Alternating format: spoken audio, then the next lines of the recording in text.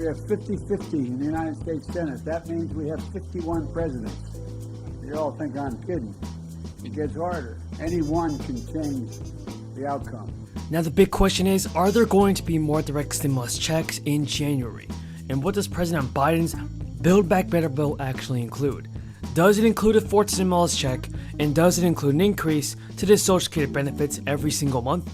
Well, to find out, be sure to keep on watching this video. Folks, the whole goal of this channel is to providing you with reliable information about stimulus checks, Social Security benefits, SSI, SSDI, and VA benefits. So support for another round of stimulus checks is continuing to grow very quickly. The chances that Democratic lawmakers, including Chuck Schumer, actually change Senate filibuster rules is actually very likely. And once Chuck Schumer does change the filibuster rules, that means they can easily pass fourth stimulus checks in Congress without any problem. So I'm really hoping that this gets done.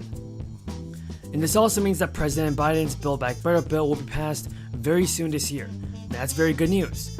This all equals to more stimulus money for Americans, including senior citizens, Social Security, SSI, SSDI, RRB, and VA beneficiaries. More financial assistance will also be likely passed soon, which is good news for the millions of Americans that received expanded monthly child tax credit payments last year. And I know many of you are wondering what relief has officially been passed and what is currently going on in Congress. Well, under the American Rescue Plan, a $1.9 trillion relief package that was passed last year, eligible families received monthly payments from July to December as an advance on their child tax credit. So right now, Congress, lawmakers, and the Biden administration are actually still debating on how much should actually be going out to Americans in 2022. We all know that most American families received either $250 or $300 payments per child for the second half of the year, totaling either $1,500 or $1,800. It's also been reported now that those families will be able to claim the second half of the credit when they file their taxes this year. But the thing is that some families, for whatever reason, did not receive or chose not to receive those stimulus checks, everybody. Did you receive your stimulus checks for this year? Tell me in the comments down below if you did. But the families who qualify for the expanded federal child tax credit and did not receive the payments are still going to be able to claim the entire amount when they file their taxes in 2022. For families with children under 6, that's $3,600. Families with children between 6 and 17, that's $3,000. Plus, most importantly, many are wondering whether the expanded child tax credit payments will be going out. And as for extending the tax credit into 2022, well, the president definitely wants the child tax credit to continue throughout this entire year. That's going to be good news for all of us, everybody. It has been part of President Biden's Build Back Better plan this entire time. But the bad news is that Democratic Senator Manchin said he would not vote for the bill. Joe Manchin has previously said that he wants the child tax credit to continue, but wants to limit the amount of people who can get it. This doesn't make sense to anybody. This doesn't make sense, folks, and I believe that President Biden should do something about this. He actually needs to stop Senator Manchin from blocking the stimulus checks from being sent out. Joe Manchin, everybody, has to do something about this. If you guys agree with me, then tell me in the comments down below that you do. All four of you signed this letter back in 2017 saying you would oppose changes to the filibuster, that it was important to protect minorities' right to input on all this. I know you feel this bill is particularly important, but I just came from a Republican press conference where they called all of you hypocrites for changing your view on that, and I'm curious what you say to that. My quick answer is because this is about democracy, not about policy. I answered that in my remarks. And let me say that as somebody who signed that at the time, we were not where we are today.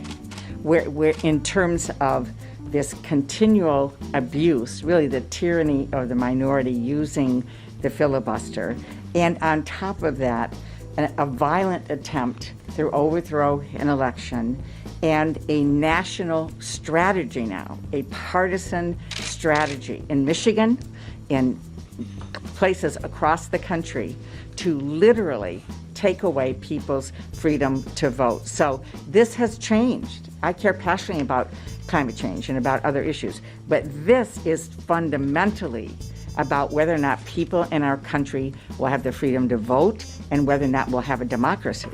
Can I just say on this,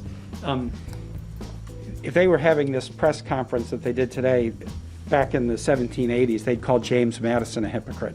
James Madison was asked to draft the Constitution, and he didn't believe that there should be a Bill of Rights. Then he saw Baptist ministers getting persecuted because they weren't Church of England in Orange County where he lived. And he decided, I guess maybe we need a Bill of Rights. That letter was written before one of the largest efforts in the history of this country to disenfranchise voters. It wasn't just an attack on January 6th, it was for a particular purpose, to disenfranchise 80 million people. And this Senate hardly is worth the name Senate if it's unwilling to respond to something like that. And so, yeah, I did write that in 2017, and I wrote it sincerely.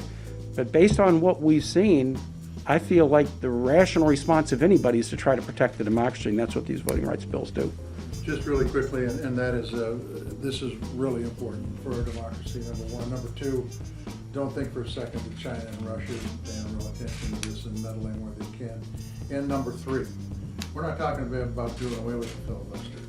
We're talking about restoring the Senate to the good old days of Mr. Smith goes to Washington and there's a talking filibuster that, by the way, gives the minority an incredible amount of power. If they come in and they say, all right, Schumer, you want to bring this bill up? We're going to hold the floor for 40 days. And you could under these rules pretty easily under the situation we have now. And so I think this is fair. And by the way, that will cause Schumer to come to the table. It will cause McConnell to come to the table. We have 50-50 in the United States Senate. That means we have 51 presidents. You all think I'm kidding. I've been pretty good at working with senators in my career. But man, when you got 51 presidents, it gets harder. Any one can change the outcome. Sadly, the United States Senate, designed to be the world's greatest deliberative body, has been rendered a shell of its former self. Gives me no satisfaction in saying that. As an institutionalist, as a man who's honored to serve in the Senate. But as an institutionalist, I believe the threat to our democracy is so grave that we must find a way to pass these voting rights bills. Debate them, vote, let the majority prevail. And if that bare minimum is blocked, we have no option but to change the Senate rules, including getting rid of the filibuster for this.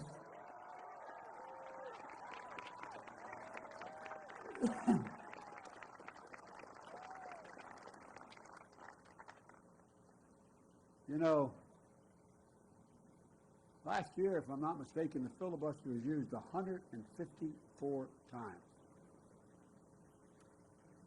The filibuster has been used to generate compromise in the past, promote some bipartisanship, but it's also used to obstruct, including especially obstruct civil rights and voting rights. And when it was used, senators traditionally used to have to stand and speak at their desk for however long it took. And sometimes it took hours.